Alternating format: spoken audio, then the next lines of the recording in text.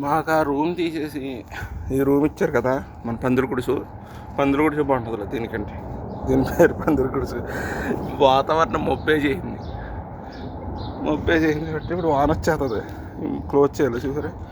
మరి ఇప్పుడు ఇదంతా క్లోజ్ చేసుకుంటాం. ఇక్కడికి వచ్చా అన్ని పనులను, ఒక పక్క డ్రైవరు, ఒక టైల్స్ మేస్త్రి, ఒక పక్క టాపీ పని. మరి డబ్బా జీవితం పోనీ అసలు ఇంట్లో కూడా ఇన్ని పనులు చేయలేదు బాబా.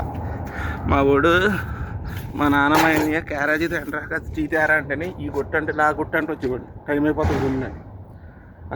ఇక్కడ ఏ పని తప్పుకుంటాడు. ఇంతగా మాకోటాడు కాదు, మాది రెంటెడ్ హౌస్ కదా. వాడు కింద ఫ్లోర్ రెంట్కి ఇచ్చేసుకున్నాడు.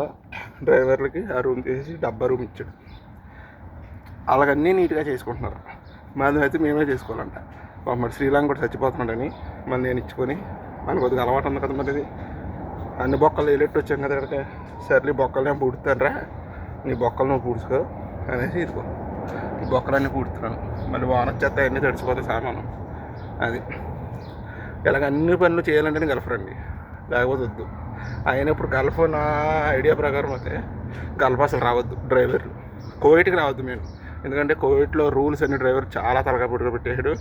దీనికంటే ఇంటికాడ రోజు 200 వచ్చిన కూలి పని చేసుకుంటాం బెస్ట్.